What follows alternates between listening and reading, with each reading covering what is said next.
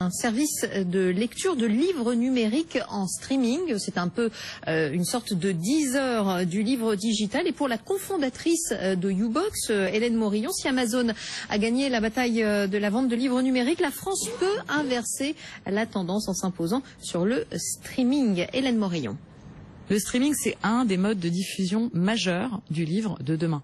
Voilà, ça répond complètement aux nouveaux usages de lecture.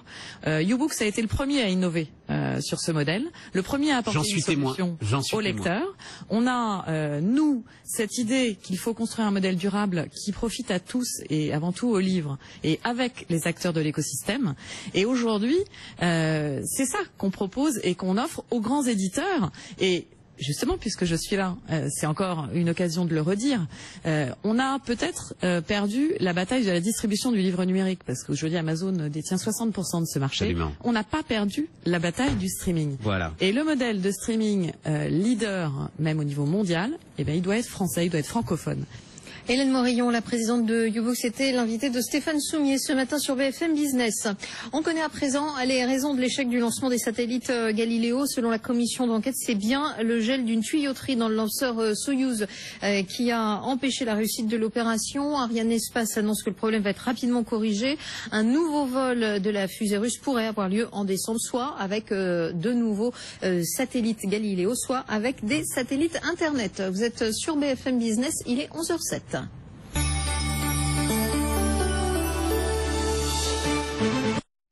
BFMbusiness.com. Toutes les émissions, toutes les interviews en replay, connectez-vous sur BFMbusiness.com.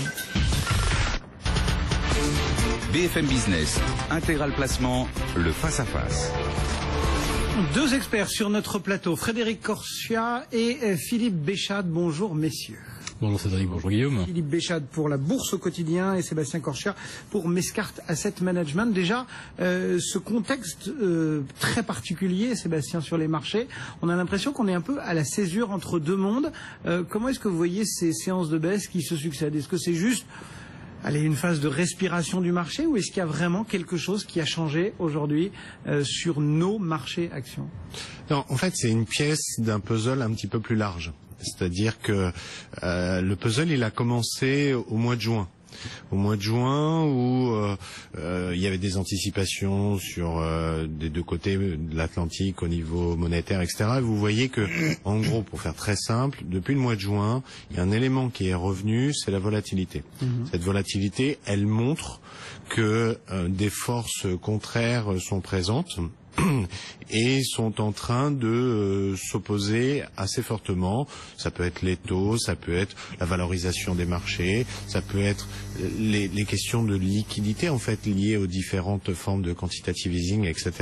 Et donc vous avez eu des baisses, moins 10 au mois de juillet, plus 8 au mois d'août, et puis on voit que les effets de Mario Draghi ont une efficacité marginale complètement déclinée, voire désormais nulle, etc. Donc, ce que je veux dire par là, c'est que la baisse présente tout de suite, on peut lui trouver plein d'explications. Notamment, on a peur un peu des publications américaines avec cet effet dollar. J'y reviendrai, je suis peut-être un peu moins peureux que le marché à ce niveau-là. Mais je suis pas forcément inquiet, mais quand je dis que c'est la pièce d'un puzzle, ça veut dire qu'effectivement la machine est en train de s'enrayer, la machine bourse, action, est en train de s'enrayer et que peut-être pas dans l'ultra court terme, mais peut-être à un horizon un tout petit peu plus loin, fin d'année et début d'année, il y a une problématique très clairement qui se met en place. Donc pour résumer, je suis pas inquiet là, je suis pas euphorique, et je dis... Qu'est-ce qui va la mettre en place cette baisse, cette tendance baissière des marchés que vous craignez pour la fin de l'année ou début 2015? Quel serait le déclencheur? Alors, le déclencheur, ça va être d'abord qu'il n'y a plus rien à attendre au niveau de la BCE pour les prochains mois. C'est statu quo, très clairement. Maintenant, on peut se le dire. Qu'il va y avoir bien de plus en plus d'interrogations et de peurs et d'anticipation de l'autre côté de l'Atlantique sur la Fed. Et in fine, ce qui peut la déclencher, c'est je pense, une baisse, une vraie respiration, enfin la respiration tant attendue des marchés américains. Et il y a des signes à ce niveau-là qui ne trompent pas. Justement, Philippe, il y a encore une survalorisation parce que effectivement, quand on raisonne en regardant juste le CAC 40, on se dit bah non, il n'y a pas de survalorisation, on est à peu près. Mais quand on regarde les marchés américains, la question peut se poser. Effectivement, Sébastien la met sur la table. Est-ce qu'il y a encore aujourd'hui une survalorisation des marchés aux États-Unis? Je ne peux pas vous faire une réponse dans l'absolu puisqu'il y a deux écoles. Il y a ceux qui disent qu'avec des taux zéro, même 80 ou 100 de PER, ça reste pas cher, puisque même 1% de rendement sur les actions, c'est toujours mieux que zéro sur le monétaire. Et puis il y a ceux qui font des comparaisons historiques. Et alors là, les PER ressortent à des niveaux astronomiques. Selon là aussi les estimations, les marchés européens seraient surévalués d'environ 30% en données historiques, c'est-à-dire que par rapport à la conjoncture, aux projections qu'on peut faire et par rapport au niveau maximum qu'on a pu atteindre en 2007, on est 30% au-delà de ce qu'on avait atteint en 2007 dans des conditions et des anticipations extrêmement favorables. Sur les marchés américains, la surévaluation, elle est peut-être de 50% en moyenne. Alors, pas tant sur le Dow Jones que sur le Russell 2000 ou sur le Dow Transport, où là, on observe, selon les secteurs, des PER allant de 60 à 80 au maximum. Mais jusqu'au mois de juin, les gérants payaient. Ils payaient. Et donc, comme Philippe de Sertine, vous pensez qu'il y aura de toute façon une correction ? Je pense qu'elle est déjà amorcée. Quand on regarde finement ce qui se passe, la chute des biotech au sein du Russell 2000 notamment, la baisse des sociétés qui composent le Dow Transport. Alors il n'y a pas que les compagnies aériennes qui ont été affectées par Ebola. Il y a tous les secteurs, les conteneurs, etc. Il y a un ralentissement économique et ces valeurs-là, elles ont progressé de façon hallucinante. Le seul comparable que j'ai pour des valeurs qui font des métiers véritablement matures, des métiers dont il n'y a rien à espérer, il n'y a pas de bond technologique dans le transport ferroviaire, dans le fret maritime ou dans le transport routier. On a eu une progression qui n'est comparable qu'à la bulle des dot-com de fin 98 à mars 2000. Il n'y a pas d'autre comparable. Sébastien, moi je vais vous donner trois éléments très simples qui me font dire que la correction peut-être aux États-Unis a débuté, qu'elle est insidieuse mais qu'elle a débuté, et qui va se poursuivre un petit peu plus loin. Pas tout de suite, peut-être à partir du mois de novembre, des choses comme ça. Le premier élément, c'est que le Russell 2000 depuis le mois de juin, il a clairement baissé. C'est les petites valeurs, c'est la liquidité. Et je vous signale que depuis 15 jours, 3 semaines sur le marché parisien, regardez le comportement des petites valeurs. C'est là aussi une recherche, les gérants sortent de ce compartiment-là. Sur les taux aux États-Unis, les taux bougent pas. Mais si vous regardez plus finement, un peu comme le Russell 2000 versus le S&P, vous apercevez qu'il y a des flux énormes de sorties sur le high yield américain. Énorme. En 2 mois, il est sorti ce qui était rentré en 24 mois. Et le high yield, les obligations haut rendement, leur comportement peut préfigurer le comportement des actions. En fait, c'est un peu comme pour les petites valeurs c'est une recherche les gérants en sortent, si vous voulez, pour se dire ça, c'est le comportement le plus dangereux. C'est un effet concentrique, en fait. On sort de ce qui est le moins liquide, le plus dangereux, le Russell, le high yield, et puis ça va se rapprocher en fait des indices les plus larges. Alors ça va vers les biotech, etc. Ça part par la périphérie en fait. Et donc les marchés américains, avec ces indices-là, ils ont déjà commencé. Alors la question c'est la cherté du marché américain. En soi, je suis pas tout à fait d'accord. En soi, si je regarde le S&P, le Dow Jones, ils sont sur leur moyenne de long terme. C'est un peu cher, mais c'est pas extraordinaire. Par contre, si je regarde qu'est-ce qui les rend chers ou pas chers, je m'aperçois que la composante en fait, qu'est-ce qui a fait progresser le bénéfice par action et donc le PER?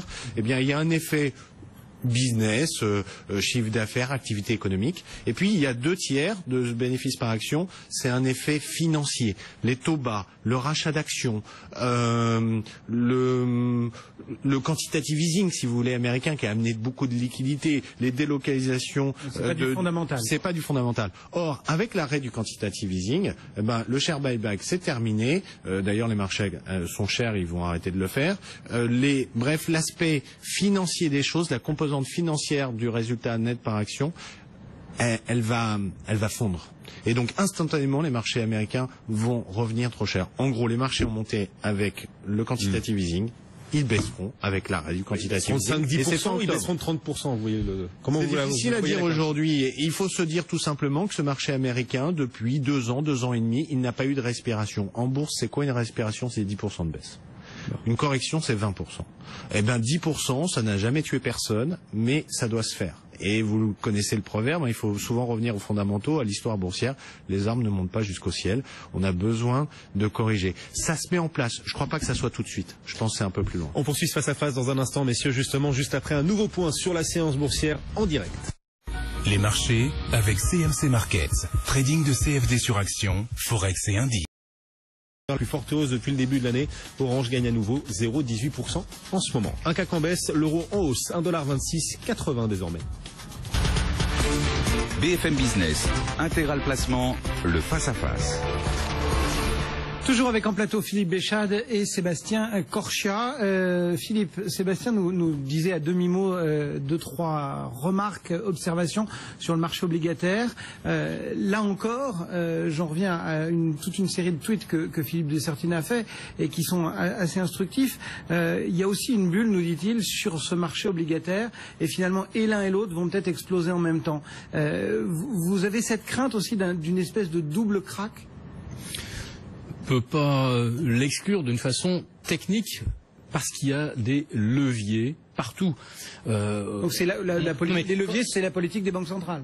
Non, le levier c'est les surinvestissements que l'on fait pour obtenir du rendement. Quand vous avez 0,3 de rendement, vous prenez 8-9 fois vous prenez 8-9 fois la mise en empruntant à très très court terme, donc à 0, et vous vous placez sur du 5 ans, du 10 ans en multipliant le levier, comme on le fait sur les actions, levier 7, levier 10. Donc il y a ça sur les marchés obligataires. C'est-à-dire en fait que tout l'argent qui a été injecté depuis 2009 par les banques centrales, que l'on a bien vu ne jamais arriver dans l'économie réelle ou alors de façon très marginale, cet argent sert à faire de la spéculation, de l'argent avec de l'argent. Bon, c'est un petit peu la vocation de certains compartiments dans les banques qui font effectivement la banque de marché.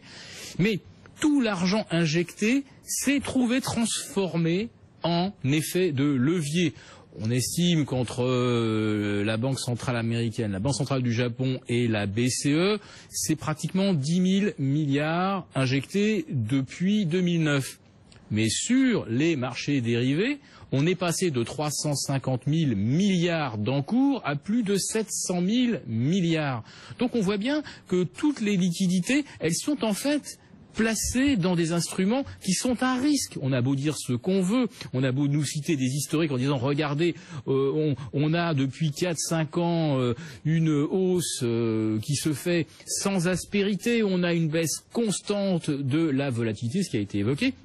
Et donc, puisqu'on n'a pas de volatilité, ça veut dire qu'on a de la confiance dans les marchés, donc on prend de plus en plus de leviers sur tous les instruments. Et puis surtout, il y a une génération de traders qui, depuis 2009, n'a connu que la hausse. Ils n'ont jamais vu une consolidation, ni même une correction. Comment vont-ils savoir la gérer? Ils pensent tous, parce qu'ils sortent tous des meilleures écoles de Polytechnique et d'autres sont des mathématiciens de très haut vol, ils pensent tous qu'ils sont plus malins que le voisin. Ils verront avant les autres le retournement, ils verront le moment où il faut sortir. Les autres se feront avoir, mais pas eux. Pas eux, bien sûr, sont trop malins.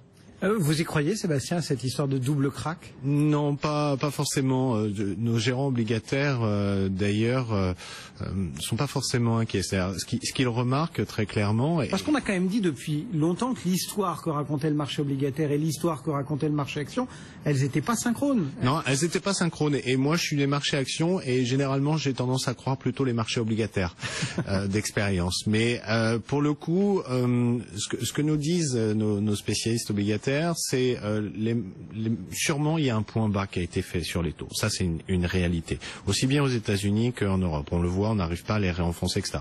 Maintenant, pour que ça fasse un crack, il faut que ça s'envole. Pour que ça s'envole, il faut quoi? Il faudrait quand même qu'on sorte un peu de ce sentiment, et plus qu'un sentiment, avec des chiffres déflationnistes. C'est pas le cas à court terme sur l'Europe. Il faudrait que peut-être les taux américains s'envolent pour que nous on suive. C'est quand même pas le cas. Il y a quand même de l'arbitrage qui se fait, vu la différentielle de taux entre l'Europe et les États-Unis. Dès que ça monte un petit peu, nous c'est très faible, on a tendance à aller en acheter là-bas. Donc tout ça se rééquilibre. Et puis globalement, les liquidités, même si on peut dire plus ou moins qu'elles sont spéculatives ou autres, la réalité c'est qu'en Europe, en tout cas, on va pas les retirer. Et le bilan de la Fed aux États-Unis, certes, il va arrêter de se gonfler, mais il va pas se dégonfler demain matin. Donc j'ai pas peur d'un crack obligataire. Par contre, je pense qu'il y aura des rééquilibrages. Il y a des bulles, le high yield aux États-Unis, peut-être en Europe aussi. Donc des rééquilibrages sur des choses plus saines, plus normative. Ouais. Et une respiration du marché action, vous nous disiez une possible correction de 10% sur Wall Street. Oui, mais je le vois. Alors, je le vois très clairement, et je le vois depuis cet été, mais je le vois étalé sur une séquence qui irait de novembre à mars. D'accord.